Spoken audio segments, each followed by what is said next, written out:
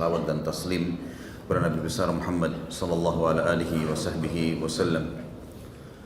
Seperti biasa teman-teman sekalian, di Rabu malam ini kita akan lanjutkan bahasan Al-Kabair atau dosa-dosa besar, dan kita akan bahas dosa besar ke-41, membenarkan dukun dan ahli nujum. Seperti biasa kronologisnya terlebih dahulu. Dukun, ahli nujum adalah yang dimaksud semua di dalamnya peramal, penyamun, penyihir, ya. Ini semua masuk dalam kategori yang dibahas di sini. Hanya saja dukun lebih fokus kepada penyihir biasanya, dan peramal lebih dikatakan ahli nujum. Makanya Imam Az-Zahabi rahimahullah membedakan keduanya. Tetapi secara hukum sama saja. Kita diharamkan mendatangi dengan cara bertanya kepada dukun, peramal, penyamun, penyihir, siapapun dia, laki-laki dan perempuan, berkedok apapun dia, beralasan agama apapun dia, walaupun muslim, tetap hukumnya haram. Tidak boleh sama sekali kita datang kepada mereka. Kenapa? Karena seluruh dukun, seluruh ahli nujum pasti berinteraksi dengan jin, dan berinteraksi sama jin, apalagi minta tolong sama mereka, hukumnya haram, tidak dibolehkan. Mereka selalu berusaha mencuri saja informasi dari langit. Sebagaimana sudah pernah saya sampaikan riwayat tentang batu meteor yang jatuh, kemudian baginda Nabi SAW menjelaskan kepada para sahabat kalau itu adalah anak-anak panah malaikat yang dilemparkan kepada syaitan yang berusaha untuk mendengarkan atau mencuri informasi dari langit. Dan banyak di antara mereka yang terbakar dengan anak-anak panah tersebut. Sementara yang lolos di antara mereka akan datang membawa informasi kepada teman-temannya daripada dukun, peramal, penyamun, penyihir ini, menginformasikan kepada mereka berita dari langit. Kata Nabi SAW, dan dari 100 berita, 99 semuanya dusta. Hanya satu yang benar. Yang benar pun itu karena dia mencuri informasi dari langit. Kalau hadis ini sudah jelas bagi kita teman-teman dengan sanad yang sahih.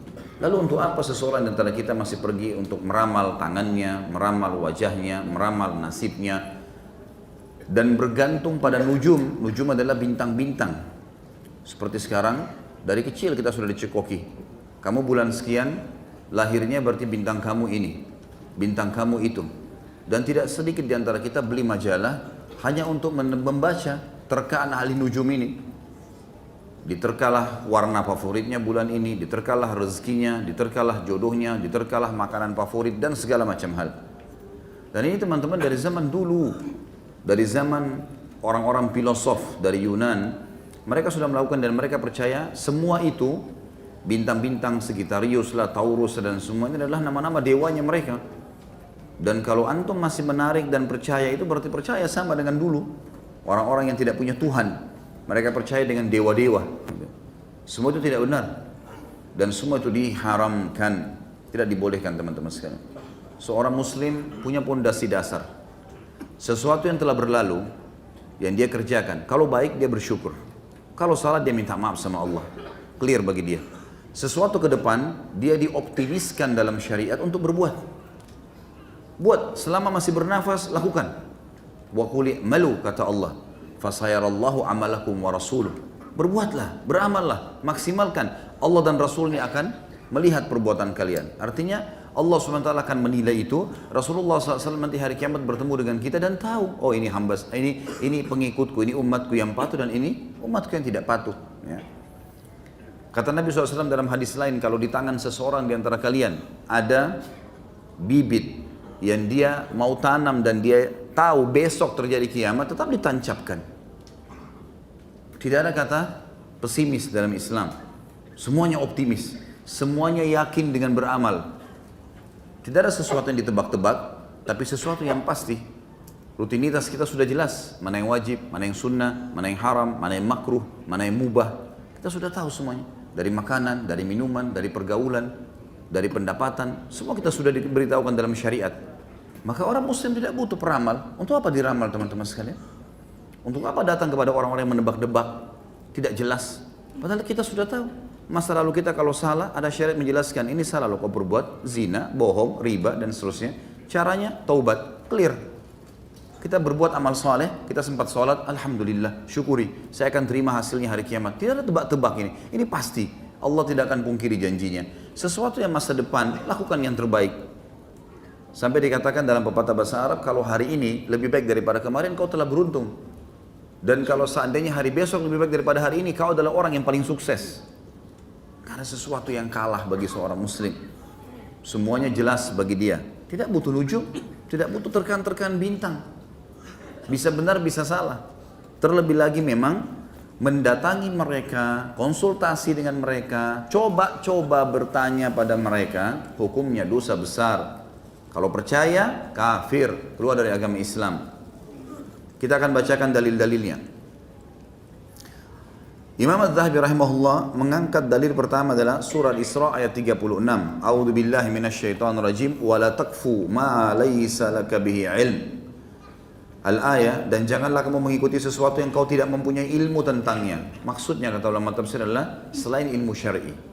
Enggak usah diikutin. Sudah tidak jelas, tebak-tebak nasib. Gitu kan. Dan subhanallah, pasti di belakang mereka penipuan. Enggak ada dukun yang tidak menipu, mustahil menipu. Menipu dengan suara, menipu dengan gerakan, menipu dengan pemandangan, menipu dengan segala macam. Allah sebutkan dalam Al-Quran itu. Penyihir Fir'aun dikatakan yukhayyalu min sihrihim annaha tas'a. Mereka selalu memperlihatkan sesuatu dengan sihir mereka seakan-akan itu bergerak. Memang begitu, seakan-akan itu nyata. Tapi semuanya dusta. Dan kita sudah dilarang dalam agama untuk mengikuti mereka. Di sini dilarang mengikuti semua ilmu yang keluar dari hukum syariat atau bertolak belakang dengan hukum syariat. Kalau urusan ilmu dunia dan ilmu dunia itu bermanfaat, punya maslahat ketemu dengan hukum syariat, maka itu dibolehkan. Sampai ulama membagi dua, mengatakan ada ilmu yang bermanfaat, ada ilmu yang tidak bermanfaat atau mendatangkan dosa. Ilmu bermanfaat adalah ilmu syariat atau semua ilmu yang bermanfaat bagi manusia, pengetahuan umum dan seterusnya. Tapi ilmu yang haram adalah ilmu sihir, ilmu ahli dukun, ya, nujum, yang memang mereka bekerja sama dengan para jin yang diharamkan dalam syariat berinteraksi sama mereka. Allah sengaja buat tidak kelihatan supaya jangan berteman, jangan bergaul, jangan menikah, tidak usah dipanggil. Kalau datang diusir, nggak ada hubungan sama kita. Dan saya sudah pernah bilang teman-teman sekalian, jangan lintas alam, nggak perlu lintas alam. Kita manusia, ini alam kita sekarang. Inilah makanan kita, inilah udara kita, inilah cara kita membangun bangunan. Beginilah Allah memberikan kepada kita. Tidak perlu lintas alam. Hewan kalau mau makan, dia terekam mangsanya, baru dia makan mentah-mentah. Manusia nggak bisa. Nggak usah lintas ke alam hewan, kita jijik nantinya.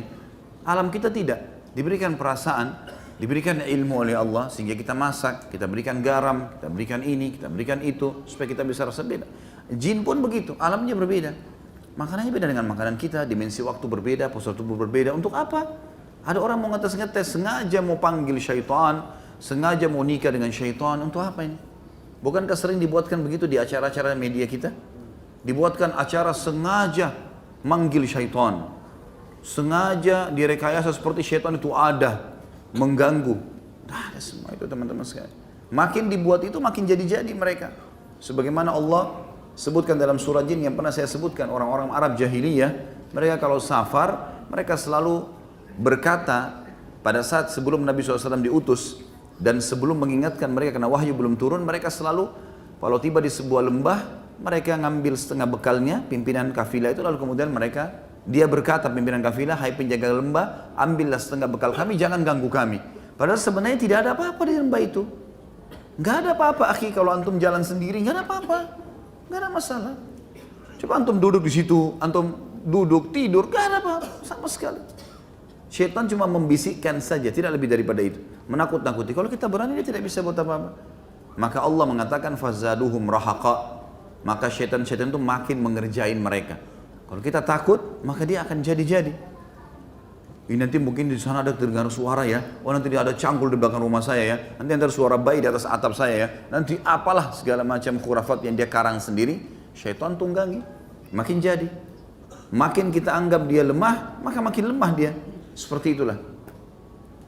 Jadi harus difahami teman-teman sekalian, tidak boleh sama sekali kita masuk ke alam itu. Tidak perlu lintas alam. Hiduplah sebagai manusia yang kita sudah lalui selama ini, umur antum 30, 40 tahun, 50 tahun, itulah kehidupan kita. Tinggal kita sesuaikan dengan syariat mana halal mana haram. Udah nggak usah lintas alam. Yang kedua adalah dalam surah Al-Hujurat. Surah Hujurat ini sebenarnya menjelaskan tentang masalah sangka. Semua ilmu nujum, ilmu ramalan, ilmu dukun, semuanya sangka. Semuanya prasangka. Mereka bertanya juga kepada kita. Mereka juga berusaha mengatakan baik, serahkan kepada saya ini, serahkan kepada saya itu syaratnya. Kemudian mereka suruh kembali nanti. Kenapa disuruh kembali? Mereka juga bersangka, cari tahu. Lalu untuk apa kita minta tolong sama mereka, teman-teman sekalian? Allah mengatakan, di sini Imam Adz-Dzahabi maksudnya mau datangkan semua ilmu dukun, ilmu ramalan, penyamun, penyihir, semuanya sama, isinya prasangka. Dan Allah mengatakan, inna ba'dadz-dzanni itsm.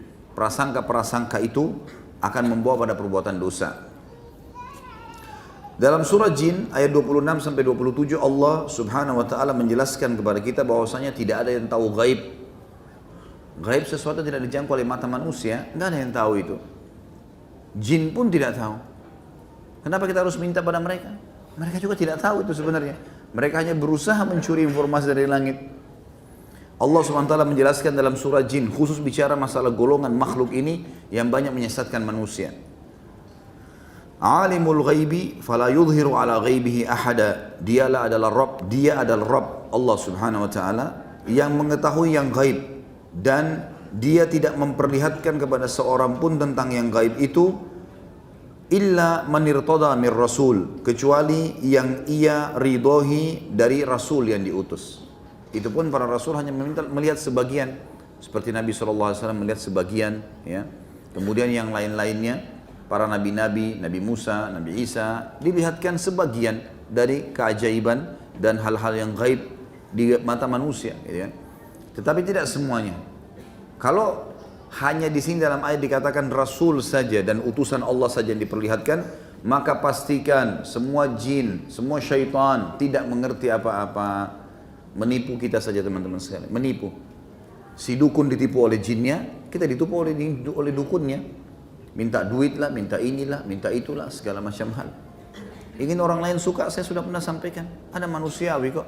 Tutur kata yang santun, tatapan mata yang syahdu, pengorbanan, memberi hadiah. Manusia suka. Untuk apa lintas alam pakai tandanya jin, buat orang lain paksa supaya suka dengan kita? Nggak perlu. Tunjukkan kualitas kita sebagai manusia. Ingin naik jabatan, cari kualitas, pelajari ilmunya. Untuk naik menjadi manajer dari jabatan saya sekarang, apa yang saya harus lakukan? Tanya di perusahaan itu. Untuk prestasi ini apa yang saya harus lakukan? 1, 2, 3, 4, 5, catat, kejar, pelajari, lakukan. Insya Allah akan dapat tuh. Alam manusia. Gak usah pakai ilmu-ilmu seperti ini lalu membuat supaya pimpinan perusahaan suka sama dia. Gak perlu. Anda yang bekerja menjadi pembantu rumah tangga, menjadi supir, untuk apa ini?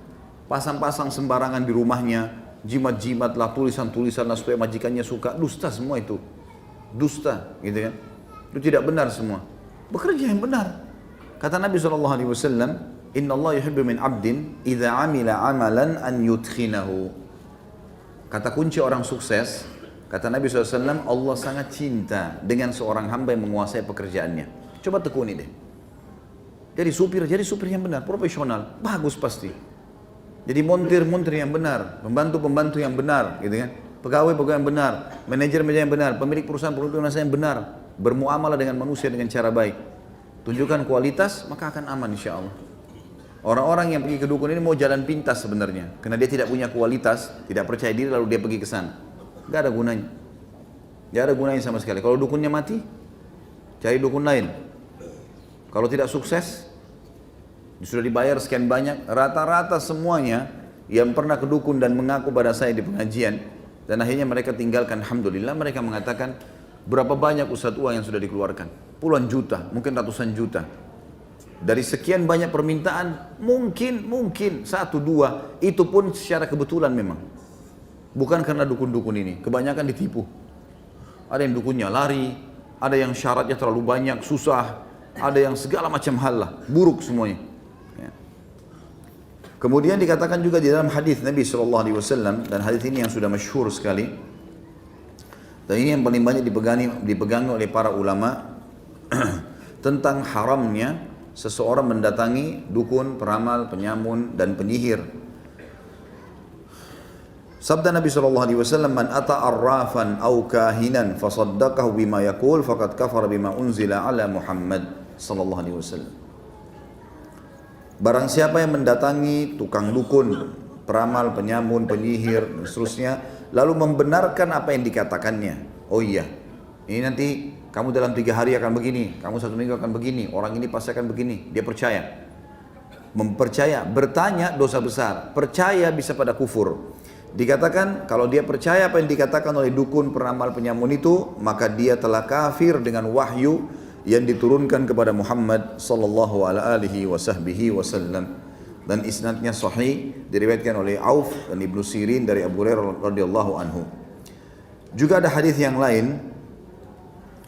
Mungkin kalau yang pegang buku kita langkahi satu hadis, ada hadis di bawah riwayat Imam Muslim, "Man ata arrafan fasa'alahu an syai'in fasaddaqa lam tuqbal lahu salatun arba'ina yauman." Barang siapa yang datang kepada seorang tukang ramal lalu bertanya padanya tentang sesuatu lalu membenarkannya, maka tidak diterima baginya suatu salat pun selama 40 hari. Dan ini maksud sudah pernah saya jelaskan, 40 hari ke belakang.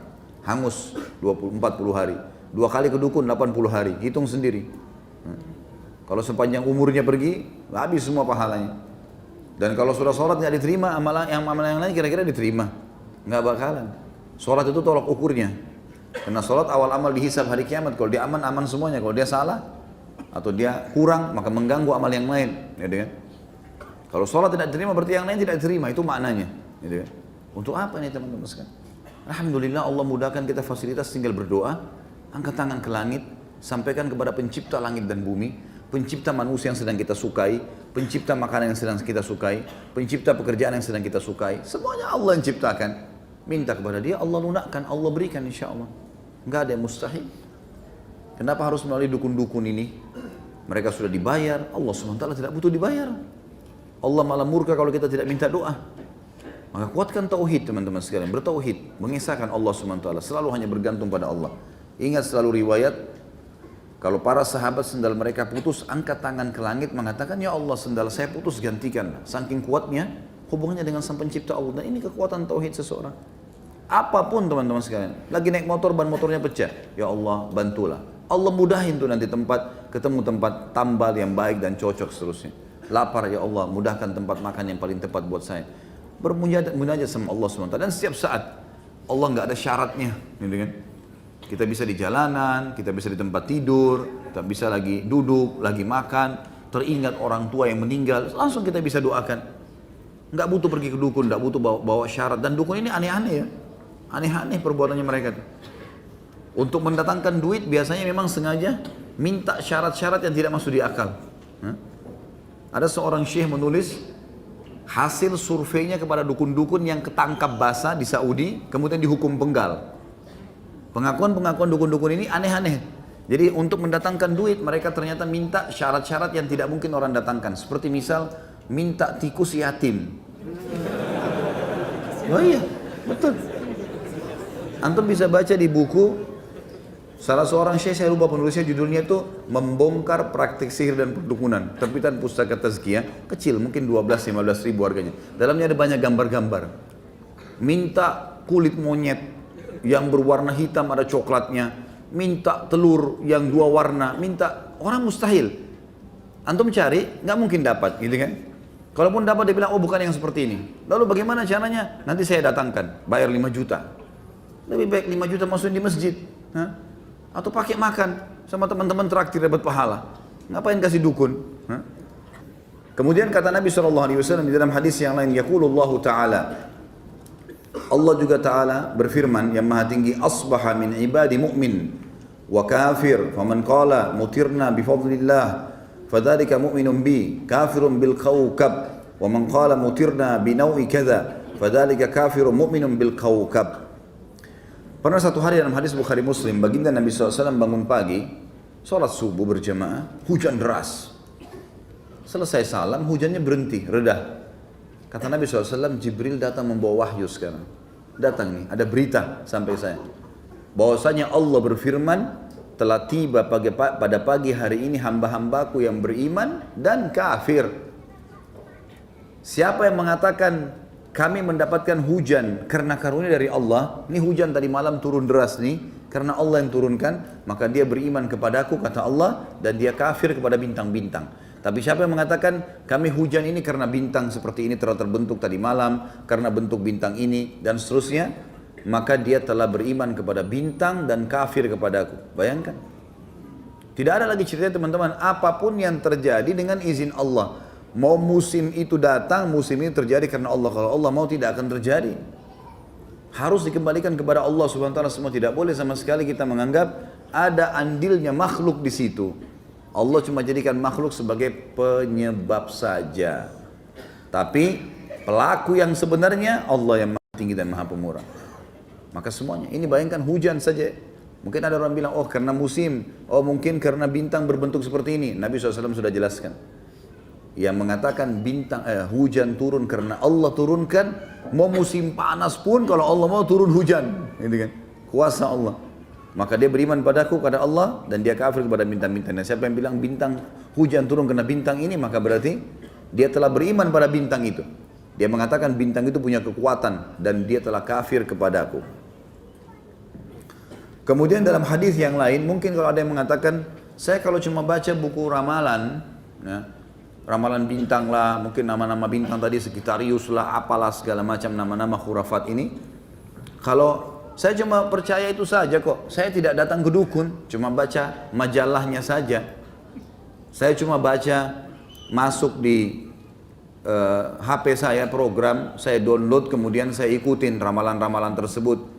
Apa yang dikatakan sekarang? Zodiak ya?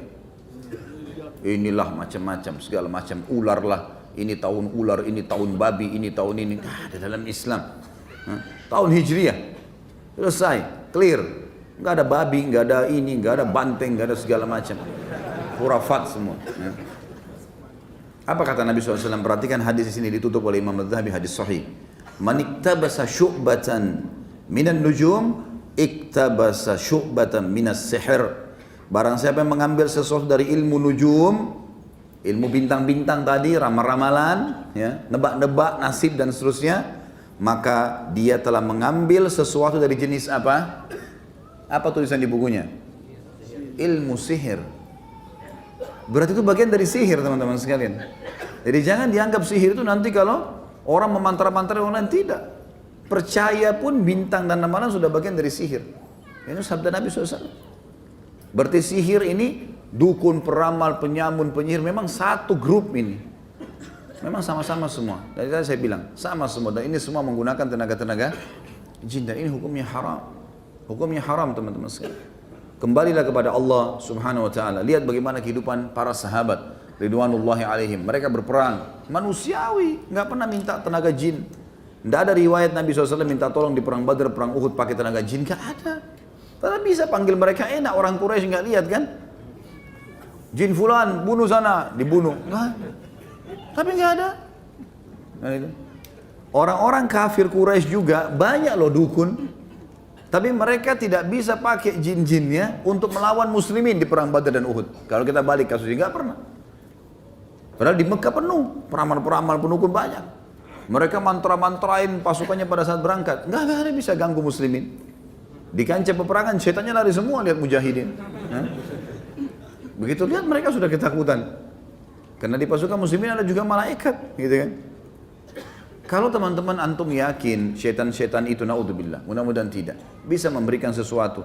Bagaimana? Sementara dia gaib, nggak kelihatan. Bagaimana dengan malaikat di sebelah kiri kanan kita? Bagaimana dengan Allah yang menciptakan semua itu? Jauh lebih mampu. Kenapa nggak minta kepada Sang Pencipta Allah Subhanahu wa taala secara langsung? Allahu a'lam. Baik, kita masuk pertanyaan kita yang hari ini. Apakah pesulap termasuk syirik? Apakah menonton pesulap termasuk dosa? Apakah menyukai pesulap dan mempercayai menjadi keluar dari Islam? Apakah menghipnotis termasuk dosa? Sulap sebenarnya kira-kira cenderung kemana? Hah? Trik. Kalau penyihir, apa bedanya? Penyihir pakai trik juga nggak? Sama saja. Sudah kehabisan kerjaan nih jadi pesulap. Cari pekerjaan yang baik. Paling tidak, paling sedikit kalau dia bilang saya cuma gunakan trik, ada manipulasi. Ada condong, umumnya orang memandang itu sama saja dengan penyihir. Lebih baik ditinggalkan. Apalagi yang muslim-muslim ini, lebih baik ditinggalkan. Kalau penyulapnya kita sarankan tinggalkan, dan tidak bisa kita katakan syirik ya. Beda.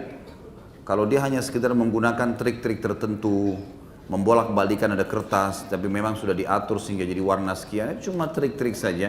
Ini lebih mendekati kepada masalah manipulasi data, atau misalnya memang kadang-kadang mendekati kepada keadaan-keadaan penyihir-penyihir. Lebih baik dihindari.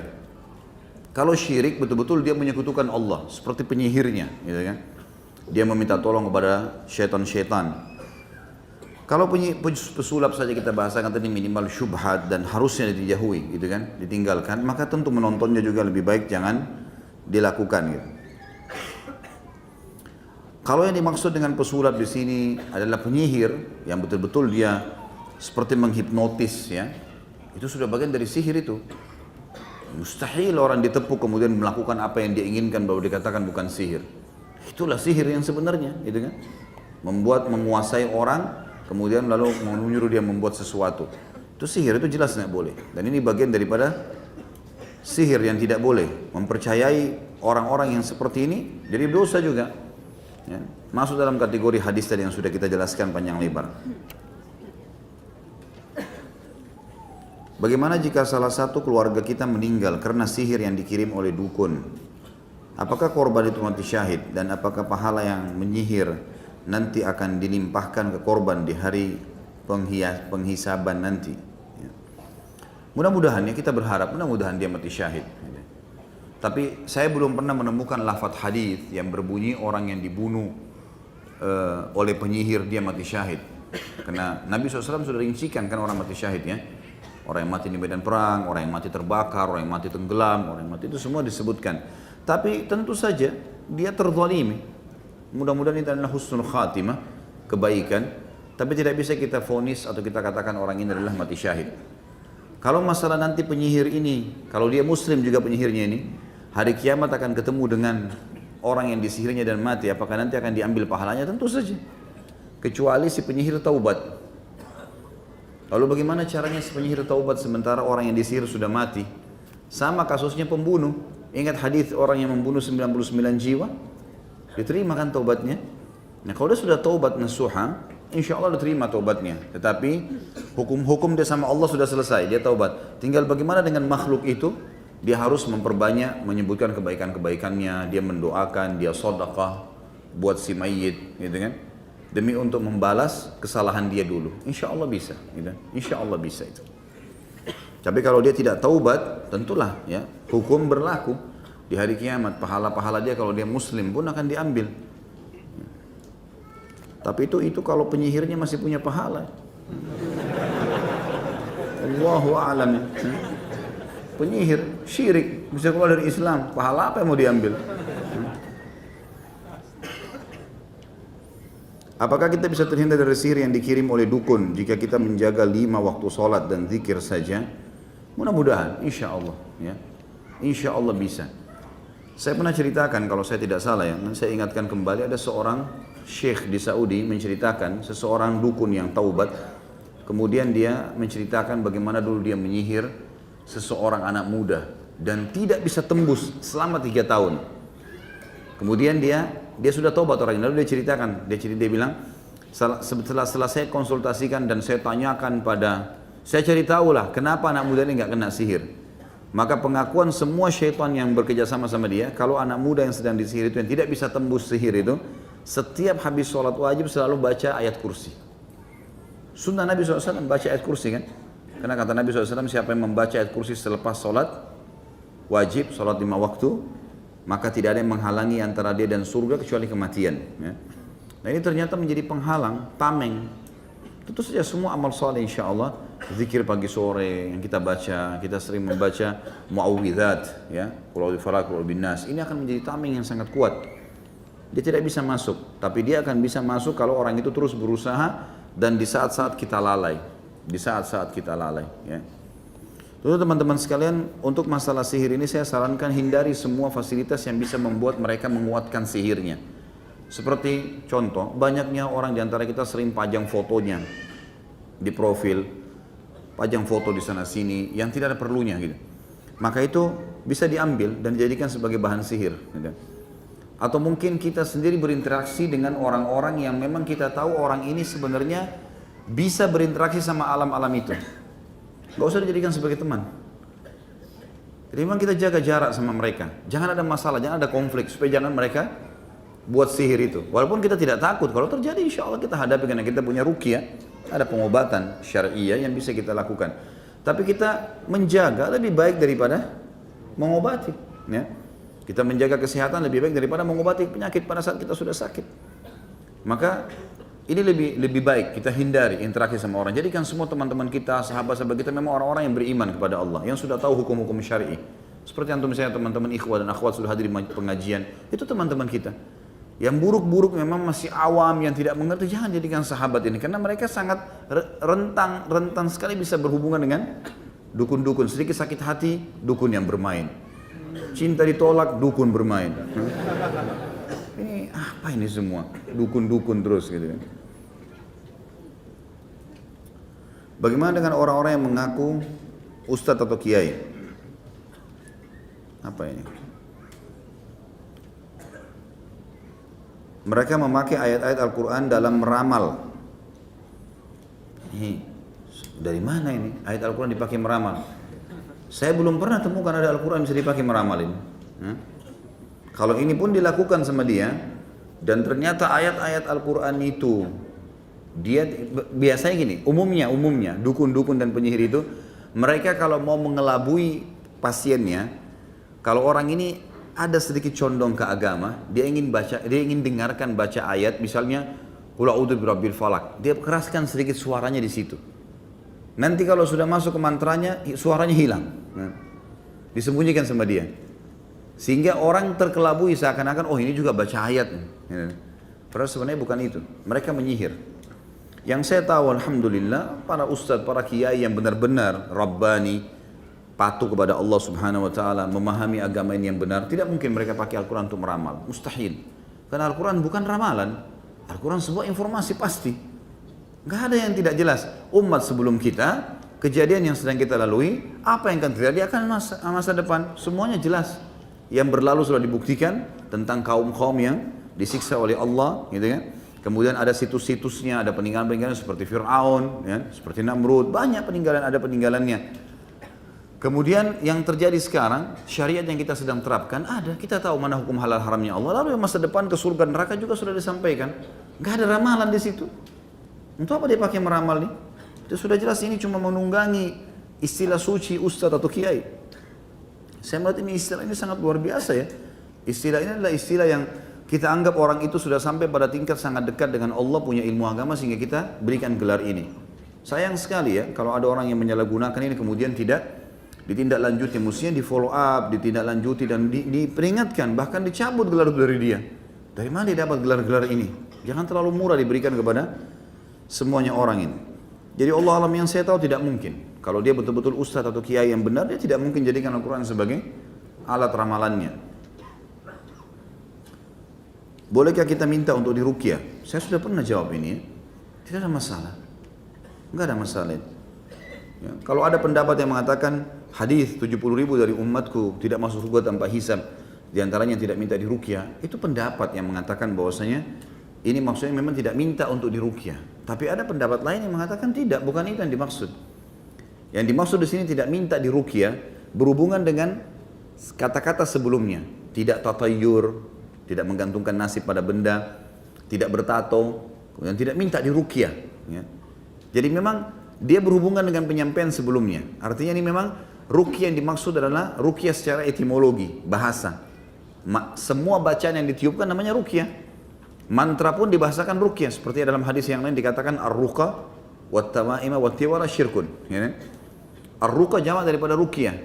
Mantra-mantra yang disebutkan, kemudian tama'im dan tiwala, kalung, jimat yang digantungkan adalah syirik. Adalah syirik. Jadi mana etimologi di sini? Kalau ruqyah syariah tidak sama sekali, itu pengobatan yang Nabi SAW ajarkan. Nggak mungkin kita bahasakan ini tidak boleh diminta. Kalau orang sakit terus gimana? Nggak mungkin kan gitu. Nabi SAW pernah diruqyah waktu disihir oleh Lubab bin A'sam. Kita harus bisa lebih bijaksana memahami masalah itu. Allah alam, dan saya cenderung dengan pendapat kedua, gitu kan? Nggak ada masalah. Mungkin kalau ada orang cuma iseng saja, tidak ada apa-apa, tapi coba-coba ruqyah saya coba, mungkin ini perlu dinasihatin gitu kan? Tanpa sebab. Tapi kalau orang sudah sering ketindian, sering mimpi buruk, ribut terus rumah tangga suami istri, sering mimpi digigit ular, ada tanda-tanda sihir yang ada pada dia. Tidak bisa ditunda ini. Harus bicara sama orang ahlinya kemudian diruqyah. Nggak bisa enggak ini.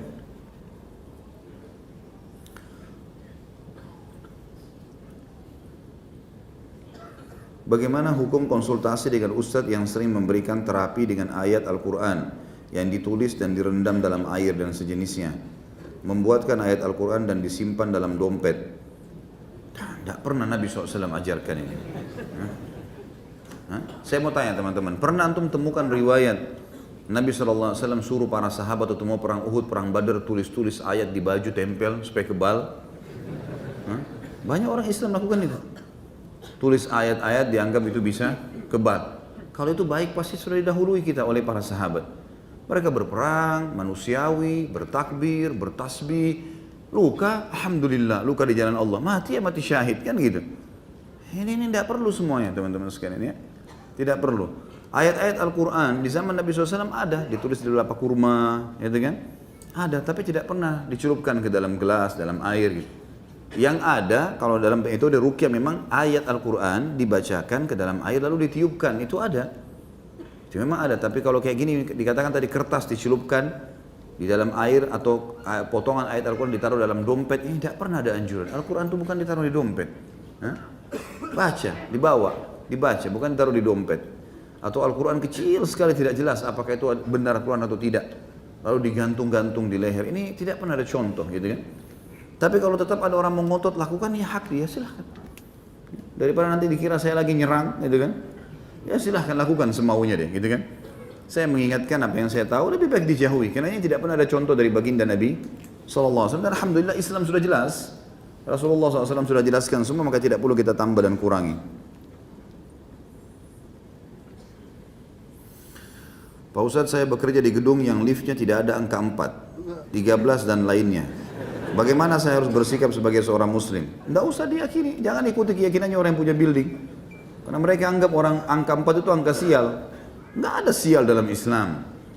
Tidak ada hari sial, tidak ada waktu sial, tidak ada dalam Islam itu. Gitu kan? Yang ada hari lebih baik dari hari yang lain. Iya, waktu lebih baik dari waktu yang lain. Tempat lebih baik daripada tempat yang itu ada. Seperti misalnya hari Jumat lebih baik daripada hari yang lain. Gitu kan? Itu jelas. Sepertiga malam lebih baik daripada waktu-waktu yang lain sepanjang hari. Mekah dan Madinah, Aqsa lebih baik daripada tempat yang lain. Itu ada. Tapi sial nggak ada. Makanya kata Nabi SAW, La tasubbud dahr. Allah SWT berfirman dalam hadis qudsi riwayat Bukhari, La tasubbud dahr fa innid dahr. Jangan pernah kalian mencaci maki atau menyalahkan waktu karena aku penciptanya, kata Allah. Jangan katakan sial. Gitu kan? Hari Selasa dianggap di Indonesia hari sial. Nggak benar ini. Jadi kalau ada orang kecelakaan hari Selasa, nah kan hari Selasa. Ada hubungannya. Kenapa hari Selasa? Pindah rumah bulan Muharram panas, nggak bisa. Bulan Muharram bulan suci. Kenapa nggak apa-apa kalau orang pindah? Nggak boleh menikah bulan Muharram. Kalau dia meninggal pas sebelum selesai Muharram, rugi kan nggak menikah? Belajarlah ilmu yang benar gitu kan. Ada syariat yang sudah jelas. Apa itu khurafat? Apakah benar itu adalah nama seseorang yang diculik ke alam jin, lalu setelah beberapa lama dikembalikan ke alam manusia? Dari mana ini? Ini yang disampaikan oleh antum itu khurafat. Khurafat itu kebohongan, kedustaan. Ini yang ditulis tadi contohnya, ini khurafat. Alhamdulillah terjawab sendiri. La ilaha illallah.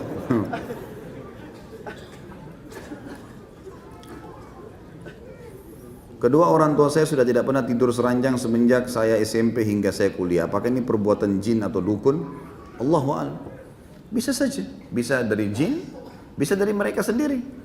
Mereka tidak mau lakukan, gitu kan? Tanya, Anda sebagai anak tanya, kenapa ayah nggak kumpul sama ibu, kenapa begini? Kadang-kadang ada orang subhanallah begitu, dipermainkan oleh syaitan. Kalau apakah itu gangguan syaitan, perjuangan itu bisa jadi. Tapi apakah itu sihir, ini Allahu alam, ini harus ditanyakan. Makanya kalau teman-teman yang biasa terjun di alam ruqyah ini tahu, mereka tanya dulu sebelum ruqyah itu tidak langsung spontanin seorang di ruqyah ditanya dulu. Mungkin masalah kejiwaan, mungkin masalah apa ya, ada sesuatu yang tidak disenangi gitu kan, dari perilaku pasangan, tapi karena demi anak-anak akhirnya tetap tinggal serumah tapi tidak sekamar, tidak juga cerai. Yang jelas ini was-was syaitan. Tapi apa itu gangguan jin dalam arti kata sihir, ini Allah alam. Dikonsultasikan dulu, tanya.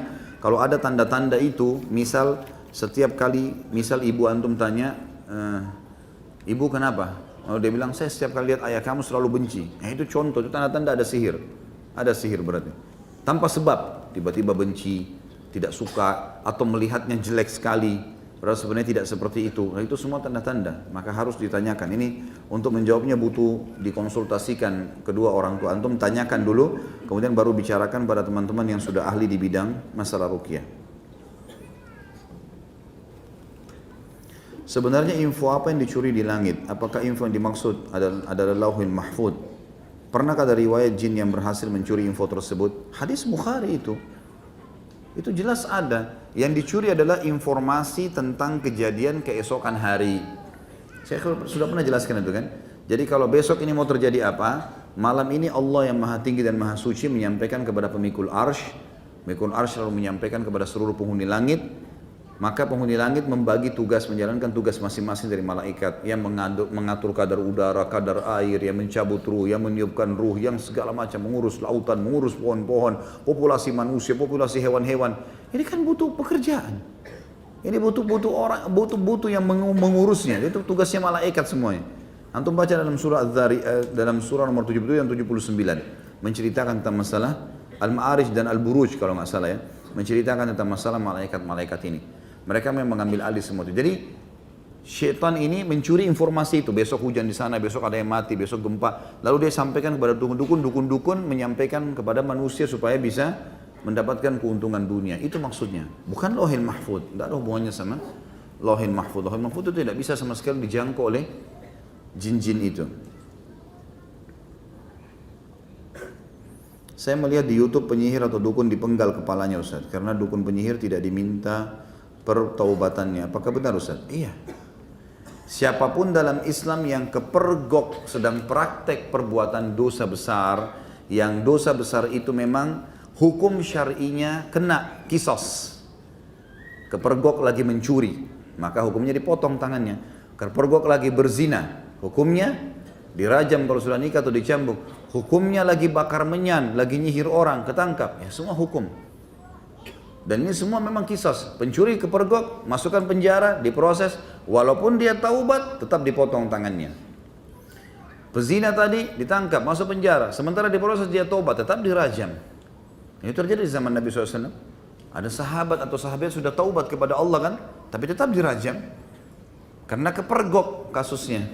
Sama dengan penyihir. Kepergok ini nggak pakai diminta taubat memang. Dia taubat urusan dia sama Allah, tapi kisah tetap berjalan karena kepergok.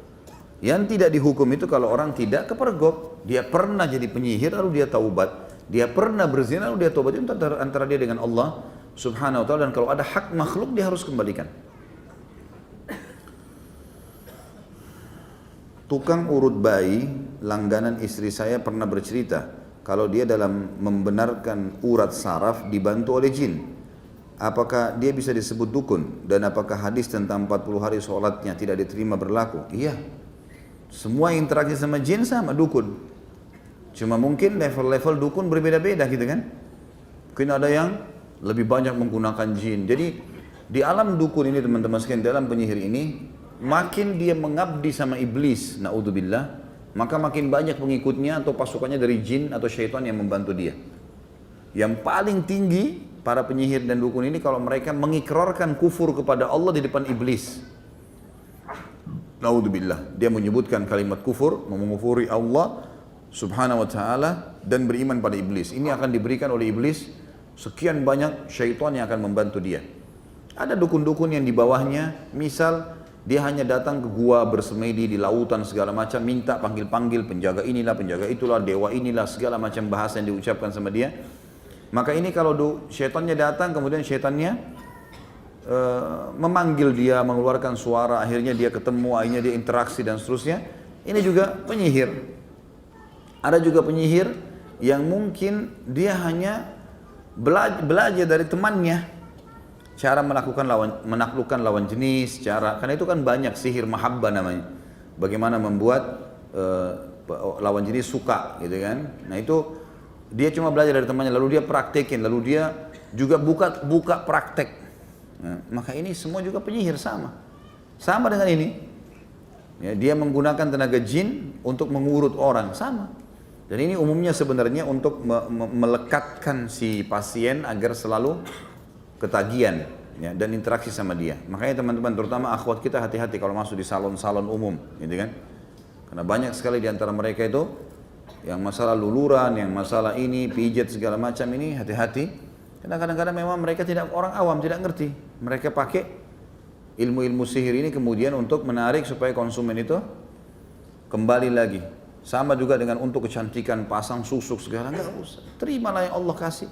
Pakailah sesuatu yang alami, yang memang manusiawi, krem misalnya, ya, apalah istirahat cepat, mungkin minum sari buah-buahan, yang memang banyak kan. Alhamdulillah di YouTube sekarang itu banyak sekali cara perawatan ini secara alami, perawatan ini secara alami, dan kalau dilakukan memang benar. Nah itu memang benar, ilmiah gitu. Nah itu yang diikutin. Bagaimana dengan pengobatan alternatif atau seseorang yang dapat mengobati berbagai penyakit? Apakah termasuk dosa besar apabila kita ke sana? Saya tidak bisa memvonis langsung semuanya ya, tapi umumnya bahasa alternatif ini butuh dilihat kembali. Biasanya digunakan pengobatan alternatif oleh orang-orang yang kita lihat keadaannya. Kalau dia memang model-modelnya dukun, gitu kan, ya sudah berarti dia ke dukun. Karena pengobatan alternatif ini kadang-kadang juga dipakai. Ya, misalnya kalau orang mungkin ada orang yang tukang urut, murni biasa saja dia ngurut urat, memang dia refleksi, ya. Nah, kemudian dikatakan dia pengobatan alternatif, tidak ada masalah. Kalau tidak ada pelanggaran agama, boleh-boleh saja. Boleh-boleh saja masalah itu. Tapi kalau yang dimaksud sini adalah betul-betul dukun, ini tidak boleh. Jadi ini butuh dirincikan. Bagaimana dengan perkiraan atau ramalan cuaca? Dalam hal ini ada lembaga pemerintah, yaitu BMKG. Apakah hal tersebut sesuatu yang keliru? Tentu di sini bahasa ramalan, ini mungkin bahasa ramalannya yang mungkin mengganggu kita ya, tanda kutip ya. Padahal sebenarnya kalau seseorang sesuai dengan ilmu pengetahuan manusia, besok sudah masuk hujan karena mendung terjadi begini-begini secara ilmiah. Nah, itu bukan ramalan itu. Bukan ramalan itu. Sebenarnya itu ya mungkin bisa lebih baik perkiraan, bahasanya lebih baik. Karena ramal ini dalam bahasa agama memang sensitif sekali, gitu kan. Saran saya lebih baik diganti. Kan saya juga tahu kalau salah perkiraan cuaca kan bisa dipakai ya. Nah itu lebih tepat perkiraan, tidak ada masalah. Tapi ramalan ini memang sudah masuk ke alam-alam yang tidak benar tadi, ya. Alam-alam orang-orang yang tidak pintar dan seterusnya ini harus dijauhi.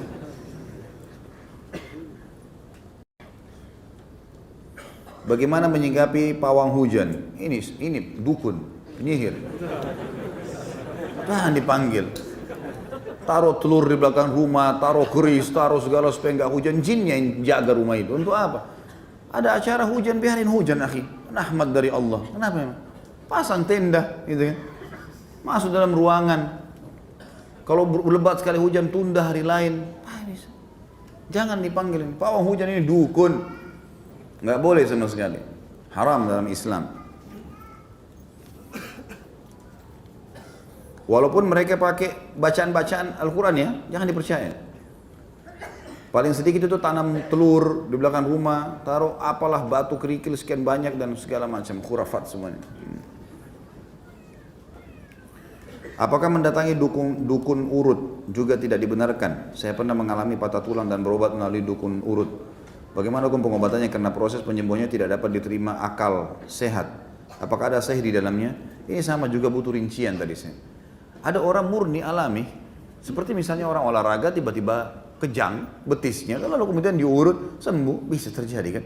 Refleksi bisa terjadi. Orang sakit kepala diurut sembuh, ya, itu insya Allah tidak ada masalah. Tergantung ini dia pakai apa nih? Kayak tadi misalnya, alangkah baiknya kalau memang ada teman-teman yang langganan dengan tukang-tukang urut, biasanya gitu ada yang dipanggil ke rumah, gitu kan? Ya mungkin sesama jenis laki-laki sama laki-laki, mungkin bapak-bapak teman-teman ikhwah capek lalu ada langganannya, boleh ditanya, muslim ya misalnya, terus kemudian ditanya. Bagaimana ini? Apa ini sebenarnya yang dilakukan ini? Urut apa? Oh ini refleksi Pak, murni gini. Ada gunakan jin? Enggak ada. Ya sudah, alhamdulillah. Kita tanya. Enggak masalah. Loh kenapa? Apa yang aneh nih? Antum malu mau nanya pakai jin atau tidak?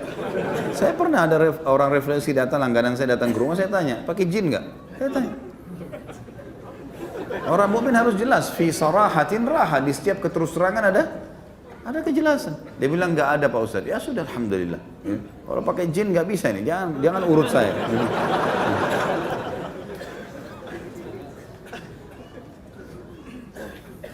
Bagaimana solusi untuk menghentikan kebudayaan yang bertentangan dengan syariat? Saudara saya ini dua pertanyaan ya. Tentu teman-teman sekalian, semenjak Anda atau Antum sudah belajar agama Islam, apalagi ikut kajian-kajian sunnah yang insya Allah kita usahakan murni kembali kepada wahyu Al-Quran dan sunnah, ada dalilnya kita kerjakan, tidak ada kita tinggalkan teman-teman sekalian, maka sudah harus difahami bahwa tradisi dan kebudayaan seorang muslim adalah Islam itu sendiri. Islam itu sendiri. Mulai sekarang jadikan Islam sebagai budaya Antum, sebagai tradisi Antum. Makannya makan Islam, pakaiannya pakaian Islam, pernikahannya pernikahan Islam, semua Islam. Yang bertolak belakang dengan Islam, kebiasaan suku saya kalau lagi acara telanjang pakai kain daun-daun saja nari-nari, tinggalkan. Tidak bisa. Jangan dibilang ini budaya kita. Ya ini hati-hati, tidak bisa dikatakan. Dan tidak, apa gunanya kita pertahankan? Kita pamerkan pada dunia, oh kalau di Indonesia ada orang yang telanjang, kan tidak mungkin. Secara rasional saja gitu kan. Artinya bukan saya suruh hapus dan tanpa pertimbangan, tidak. Karena ini jauh lebih baik. Seorang muslim harus jadikan Islam sebagai tradisi dan kebudayaannya. Makanya setelah Jazirah Arab dan para sahabat masuk Islam, semua tradisi jahiliyah ditinggalkan. Semuanya. Nggak ada lagi bagi mereka kecuali Islam itu sendiri. Jadikan Islam sebagai tradisi, jangan tradisi diislamkan. Ini yang bahaya nih. Tradisi sukunya ditarik supaya jadi diislamisasikan. Nggak bisa ini teman-teman sekalian. Nggak mungkin ketemu, gitu kan? Baju adat yang jelas-jelas pamer aurat misalnya lalu dikatakan ini bisa diislamisasikan, nggak bisa. Susah. Gimana caranya? Nggak mungkin ketemu kan? Setelah Islam datang teman-teman memang sudah berubah semua, subhanallah. Cuma Islam saja, nggak ada lagi yang lain. Antum tidak butuh yang lain sudah. Jadikan Islam sebagai tradisi yang paling tepat. Saudara saya berprofesi sebagai dukun, bagaimana saya menasihatinya? Karena dia paman saya. Sampaikan apa adanya. Sampaikan duduk baik-baik. Kalau memang beliau suka baca buku, kasih hadiah buku, gitu kan? Ingat ya, setiap ada orang yang melakukan satu pelanggaran teman-teman sekalian yang sedang kita benci dalam agama adalah, Masya Allah, jangan tambah lagi. Cukup. Ini aja sudah, Pak Yoy sudah cukup. Masya Allah, jam berapa saya pulang ini? Sampai mana tadi? Sampai lupa. Baik. Jadi kalau misalnya paman beliau suka baca buku, karena gini teman-teman, setiap ada orang berbuat salah tadi saya bilang, yang kita benci perilaku salahnya ya. Jadi paman antum jadi dukun ini, yang kita benci kedukunannya itu, perilaku dukunnya, bukan fisik paman atau status pamannya. Karena ini tetap suci dalam Islam, paman kita baik dalam Islam gitu kan. Dia manusia sama kita, anak Adam, Bani Adam. Dia juga butuh hidayah. Maka perilakunya. Makanya kalau kita menasihatin orang, kita sedang nasihatin perilakunya, bukan dianya. Fahami dulu ini, sehingga kita tidak perlu takut Allah menyampaikan kebenaran. Karena kita sebenarnya bukan sedang mengganggu kepamannya dia. Ya, kedudukan dia sebagai paman, bukan itu. Kita sedang meluruskan kesalahannya saja. Nah tinggal retorika. Kalau dia suka baca buku, kasih buku misalnya kan. Atau kalau dia bisa dengar, atau mungkin memang kita dekat dengan dia, dia bisa kita berikan nasihat, nontonkan ceramah-ceramah dari YouTube. Itu kan sangat besar sekali manfaatnya. Saya lihat banyak sekali ikhwan dan akhwat sampaikan ke saya, dia karena sering share ceramah-ceramah ke keluarga, ke teman-temannya, dan alhamdulillah responnya sangat besar. Ada memang satu dua orang yang tidak nyantol dengan ceramah, tapi alhamdulillah yang lainnya jadi baik. Ya. Sambil juga didoakan. Tugas kita berikhtiar. Ma'alaika illal balagh. Kata Allah SWT kepada Nabi SAW, tugasmu hanya menyampaikan, hai Muhammad. Begitu juga kita. Ya. Ibu saya suka tiba-tiba menangis dan ketakutan. Dia merasa di hadapannya ada ular dan dia merasa ada di hutan. Pertanyaan saya, apakah itu sihir? Apa ada solusinya? Apa sihir dapat membunuh? Di tempat saya ada seseorang yang sakit dan mati karena sihir. Tentu saja sihir itu. Kalau sudah sampai pada tingkat itu sihir. Jelas dan harus berobat. Solusinya ruqyah. Ruqyah syariah saya sudah pernah dan saya sering pandukan. Bisa beli buku Pustaka Ibnu Umar kecil, buku kecil Rp10.000 dan pernah saya bawain contohnya di sini. Judulnya Doa-doa Ruqyah. Beli buku itu, kantongin, baca. Baik suruh ibu baca sendiri atau antum yang bacakan. Ibu dengerin saya ya, kemudian bacain. Insya Allah itu akan dengan niat baik. Ingin menyembuhkan itu bisa. Apakah sihir bisa membunuh? Sihir bisa menjadi penyebab terbunuhnya seseorang, tapi matinya seseorang karena ajal. Makanya ada orang kena sihir sampai 20 tahun, 30 tahun nggak mati-mati karena memang ajalnya belum datang kan. Dia bisa menjadi penyebab seperti tabrakan menjadi penyebab orang mati, tapi dia bukan mati karena tabrakannya, mati karena ajalnya. Karena pada saat itu walaupun dia tidak tabrakan dia akan mati. Begitu keyakinan seorang mukmin, tapi ini bisa jadi penyebab saja. Saya melihat di acara TV ada acara menafsirkan mimpi. Bagaimana hukum ini? Apakah mereka termasuk dukun? Beda ya. Saya tidak tahu acara ini seperti apa, tapi ada ilmu takbir mimpi itu ada. Takbir mimpi dan ini memang harus ahlinya. Kalau yang saya tahu, ini memang harus level-level para ulama-ulama ini. Bukan orang sembarangan ini. Karena ada sabda Nabi SAW, jangan kalian ceritakan sembarangan mimpi kalian pada seseorang karena bisa terjadi seperti dia takbirkan. Jadi nggak boleh kita mimpi tadi malam misalnya atau nanti malam, kemudian besok kita main cerita sembarangan sama teman. Udah jangan. Ceritakan kepada ahlinya, para ulama, dan ulama pun tidak sembarangan ya. Di kalangan tabi'in saja banyak sekali ulama-ulama besar, tapi tidak pernah saya pribadi, mungkin sebatas ilmu saya ya, saya tidak pernah menemukan dari kisah Atha bin Abi Rabah, Sa'id bin Musayyab, kemudian beberapa ulama lain seperti Iyas al-Muzani dan yang lainnya, tidak pernah saya temukan mereka menakwilkan mimpi, tapi saya temukan ada di antara mereka yang menakwil mimpi dan itu tidak banyak, seperti Hasan Basri dan Muhammad bin Sirin rahimahumullah. Ini ada di antara mereka memang yang tugasnya itu memang mereka punya ilmu di situ dan ini harus dalam sekali ya.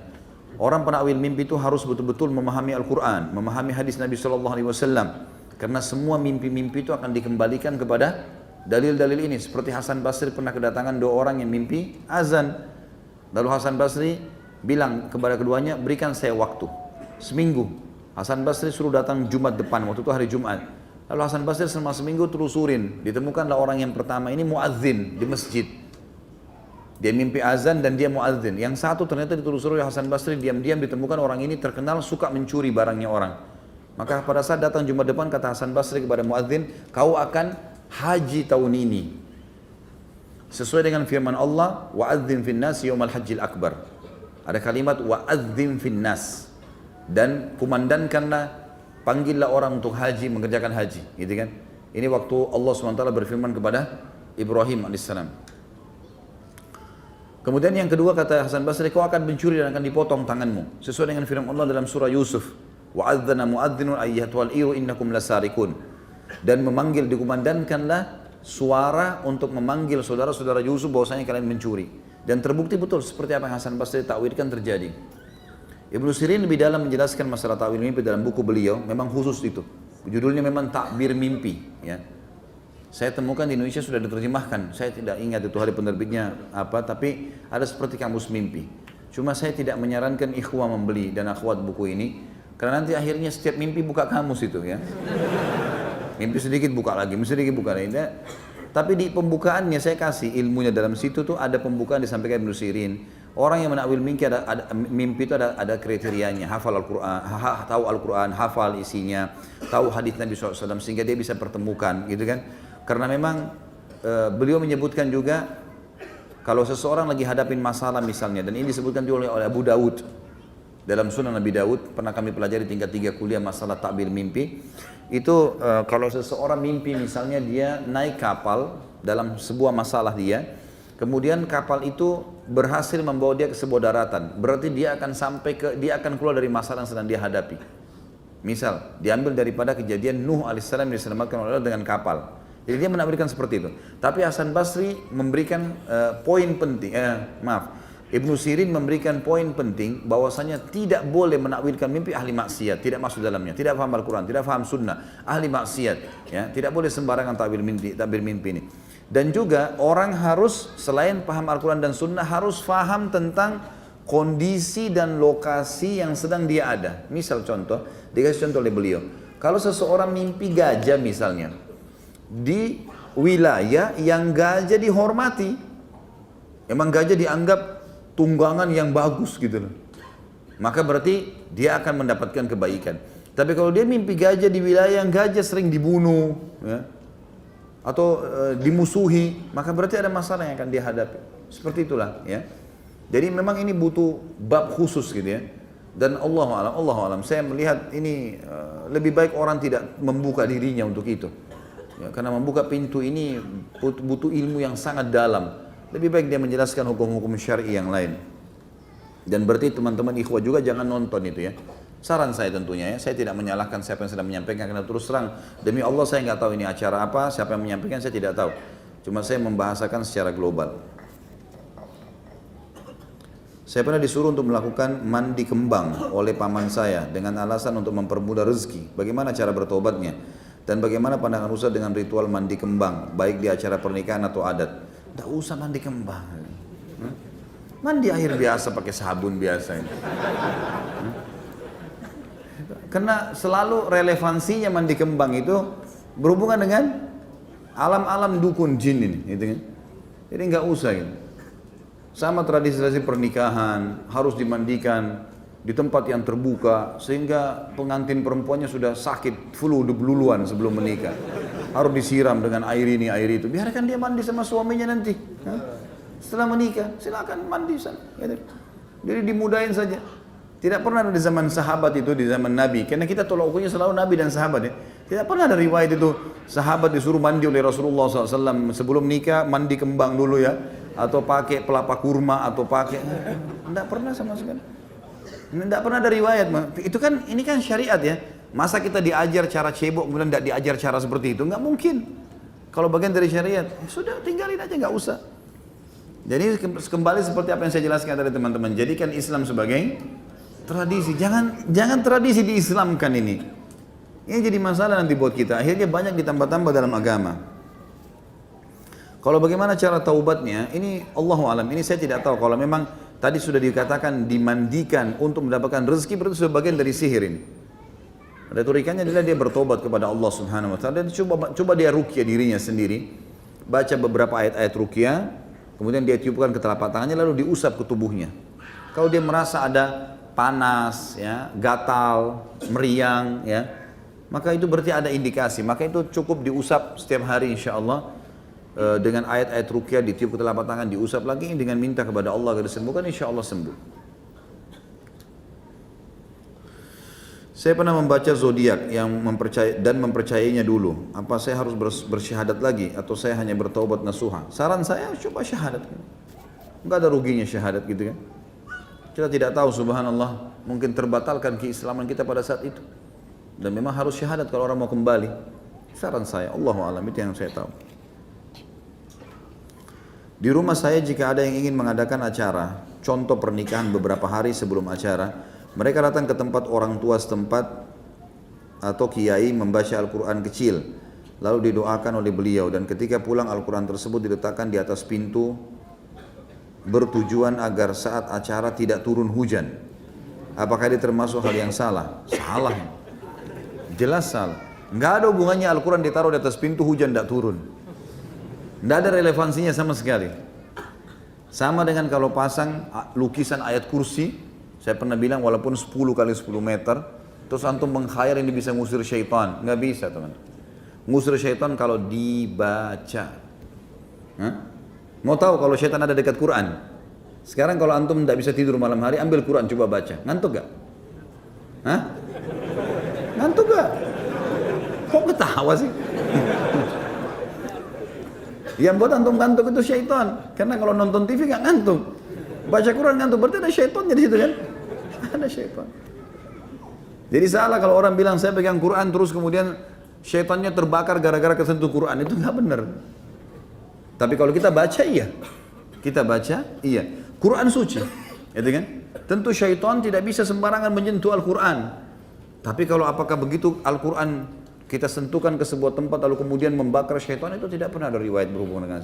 Tapi baca iya, baca pasti membakar syaitan, nggak mungkin tidak.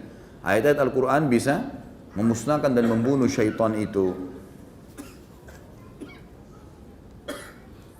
Ustaz, saya punya jimat ketika saya ikut pengajian, saya buang semua tanpa kecuali, tapi sebelumnya ada gotri. Apa ini gotri? Yang dimasukkan ke dalam tubuh saya, gimana caranya supaya saya taubat nasuha? Sama tadi ya, taubat nasuha, taubat kepada Allah SWT dengan 3 syarat. Imam Nawawi mengatakan tinggalkan dosa itu seketika, jangan lagi berhubungan dengan itu seperti tadi sudah diucapkan itu. Yang kedua sesal, yang ketiga janji sama Allah tidak mengulanginya. Di mana tempat yang ditanamkan? Mungkin yang dimaksud adalah mungkin benda dimasukkan, batu atau apa saja ke dalam tubuh seperti susuk dan seterusnya. Bacain ayat ruqyah di tempat itu terus menerus sambil diusap. Insya Allah keluar itu dengan izin Allah. Pengalaman-pengalaman selama ini keluar semua itu. Akan keluar. Kadang-kadang dia jatuh sendiri pada saat tidur, keluar dari tubuhnya, gitu kan? Maka itu insya Allah kuasa Allah bisa, atau dia keluar dari muntah, ya. Banyak terjadi. Allahu a'lam, itu yang saya tahu. Apa yang harus saya lakukan agar saya kuat menjalani ujian yang sedang melanda? Kadang saya merasa mengapa Allah tega memberikan ujian ini dan saya tidak tahu apa yang saya harus lakukan. Semua manusia dicoba, bukan cuma antum saja. Semua manusia punya cobaan. Ada di sini yang masya Allah dari selama hidup dari kecil sampai sekarang tidak pernah sakit, nggak pernah diganggu orang. Hah? Ada? Kalau ada luar biasa, silakan tampil di sini. Orang semua dicoba. Gitu kan? Ada cobaan yang datang memang untuk meninggikan derajat seorang mukmin. Minimal memberikan pelajaran. Orang kalau dapat cobaan teman-teman sekalian, dia kan jadi lebih pintar. Punya pengalaman, kayak antum pernah dicoba sesuatu apa sama Allah, kemudian sekarang sudah selesai masalahnya. Kita kan jadi tahu, dapat ilmu di situ kan. Jadi kadang-kadang ilmu itu melalui tulisan, kadang-kadang dari pengalaman. Mungkin teman-teman yang sering ikut pelatihan, cara yang paling efektif menanamkan sebuah poin pada seseorang itu ada pelajaran dengan tulisan dan ada pelajaran dengan praktek lapangan. Praktek lapangan ini punya pengaruh, itu maksudnya pengalaman.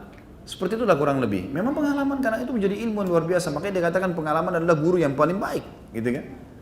Karena itu luar biasa. Dan Nabi SAW menyebutkan masalah pengalaman, dikatakan tidak layak orang mukmin jatuh di lubang 2 kali.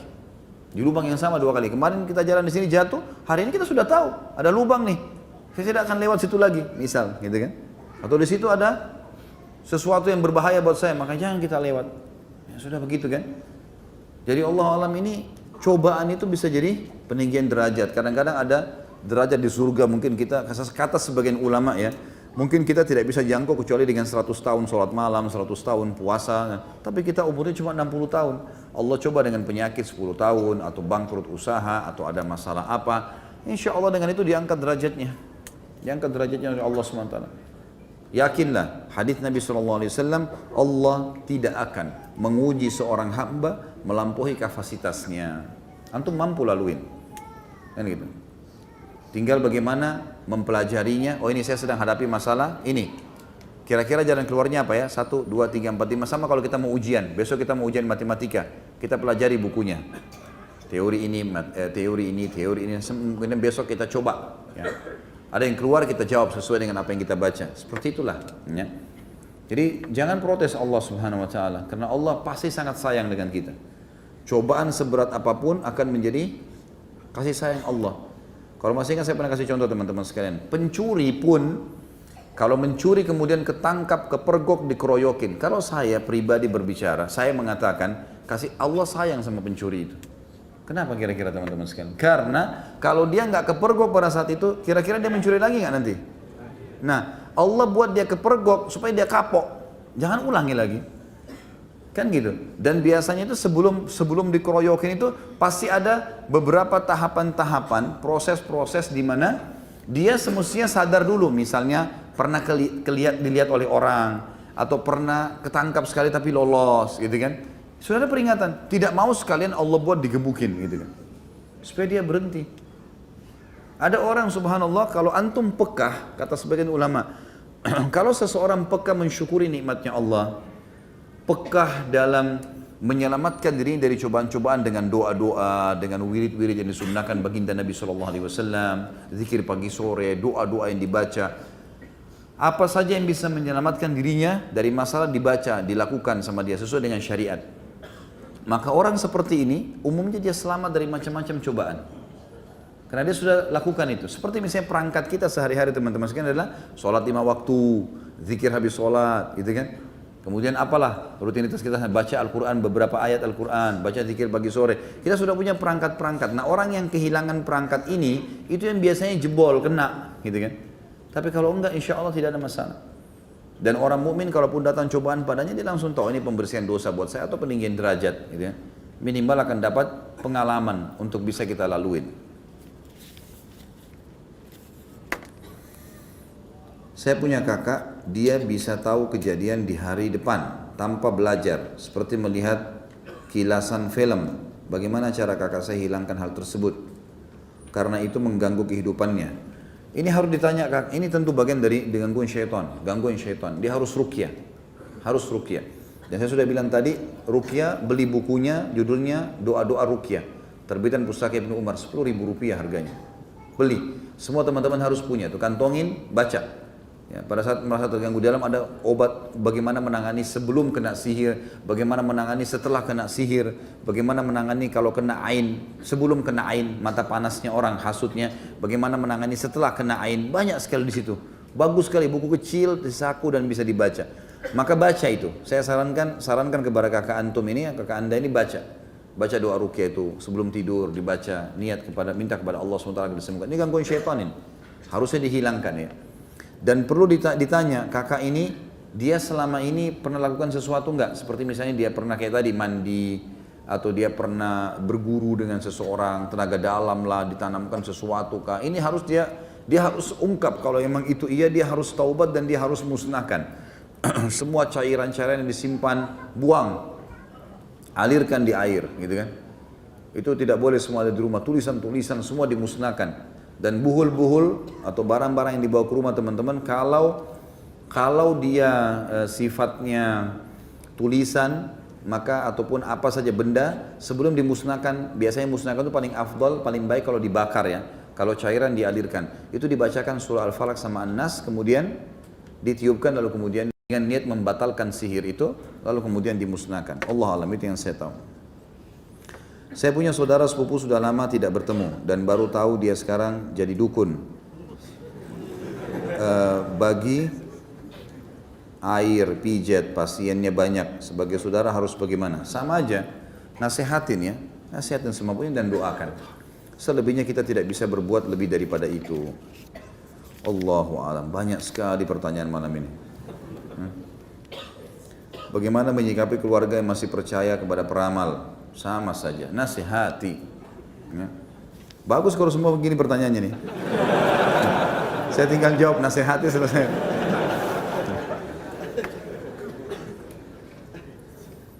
Apakah dosa juga pekerjaan? Apakah dosa pekerjaan seperti konsultan?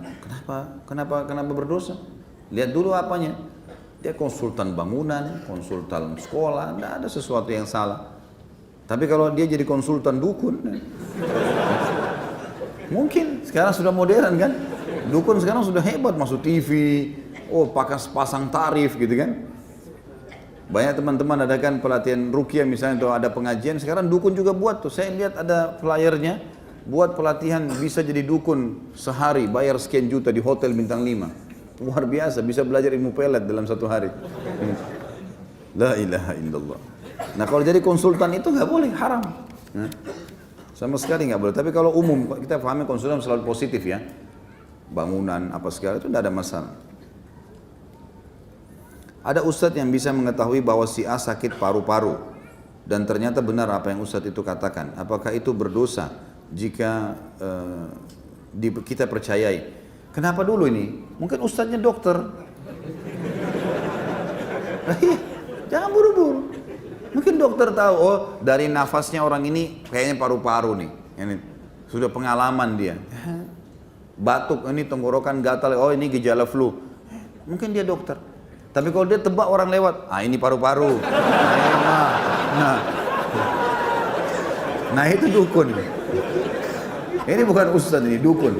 Jangan dipercaya ini. Ya.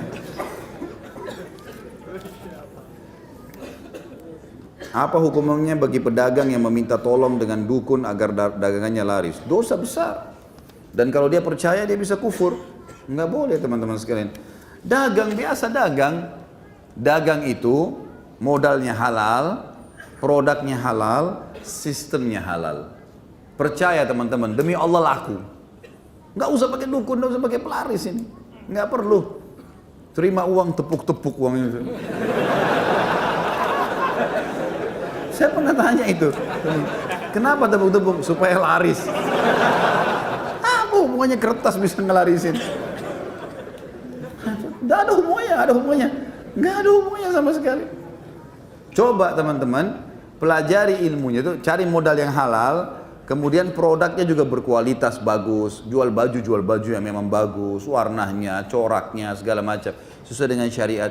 Laku kok insya Allah. Sistemnya juga jangan pakai hal-hal yang berbau riba atau dolar dan seterusnya. Insya Allah laku. Di Saudi dekat Masjid Haram semua orang kaya raya itu banyak. Nggak ada pakai pelaris tuh. Dagang biasa. Jual sandwich, jual jus. Laku. Orang laku. Kan gitu. Jadi tidak perlu semua ini teman-teman sekalian ya. Ini kayaknya tidak bisa dibaca semua ini. Bagaimana dengan adanya tentara jin dalam pasukan Nabi Sulaiman? Apakah itu termasuk syirik? Itu beda. Syariat Nabi Sulaiman AS beda dengan kita. Jangan disamakan. Dan itu mukjizat untuk Nabi Sulaiman AS. Dan bukan untuk umatnya. Tidak pernah Nabi Sulaiman bilang, saya pelihara jin, saya pasukan saya jin, bukan pelihara ya. Pasukan saya jin, Allah tundukkan, kalian juga boleh pakai jin. Enggak ada. Cuma Nabi Sulaiman AS saja. Karena memang Allah SWT menundukkan itu sebagai mukjizatnya. Ya bukan syirik di situ. Dan Nabi Sulaiman AS bukan di sini menggunakan tenaga mereka dalam hal-hal yang bisa berbau kemusyrikan atau berbau kufur kepada Allah. Tidak. Mereka tunduk dengan hukum Allah Subhanahu wa taala. Dan ini berbeda ya. Ini sama kalau minta air yang didoakan, sebenarnya tergantung teman-teman sekalian. Kalau kita bicara masalah bab ruqyah bisa masuk dalamnya. Tapi kalau umum saja tidak ada sebabnya. Tiba-tiba kayak pengajian gini ada yang datang, tolong Ustaz bacain air ini untuk saya bawa pulang untuk berkah. Tidak ada perintah, tidak pernah ada sahabat bawa air. Di zaman Nabi ada kan air, ada gelas, ada kendi. Tidak pernah ada riwayat mereka bawa, ya Rasulullah ini air saya doain supaya saya pakai baca mandi di rumah saya itu. Tidak pernah ada riwayat itu kan? Tidak pernah, jadi memang sebaiknya dihindari. Allahu a'lam, ini yang saya tahu. Bagaimana hukumnya menentukan hari tanggal baik untuk mengadakan suatu acara? Ini kembali kepada hukum tadi. Kalau misalnya dia kembali kepada syariat Allah, misal daripada hari lain, saya mau adakan acara saya hari Jumat aja deh. Karena saya tahu hari Jumat hari yang mulia, hari yang terbaik. Kata Nabi SAW, hari Jumat adalah hari yang terbaik sepanjang penciptaan langit dan bumi. Memang ada hadisnya. Kalau cuma seperti itu nggak ada masalah. Tapi kalau penentuan tanggal, oh kalau tanggal 13 nggak baik, oh kalau tanggal 17 baik, atau apalah segala macam, ini khurafat semua nggak benar. Ini nggak boleh. Ini masuk dalam masalah tatayur, namanya menggantungkan nasib pada benda, dan ini tidak benar.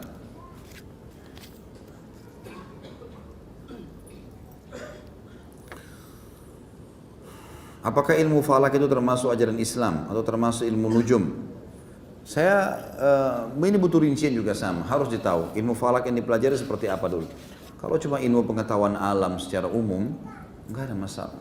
Pengetahuan umum, misalnya jarak matahari sama bintang, apalah segala pergantian siang malam, musim yang datang, segala macam lah cuaca dan seterusnya, ini adalah umum ilmu pengetahuan, tidak ada masalah. Tapi kalau yang dimaksud ilmu falak di sini ada berhubungan dengan masalah ramal-ramal tadi ya, atau menggunakan tenaga-tenaga jin, itu adalah hal-hal yang tidak boleh.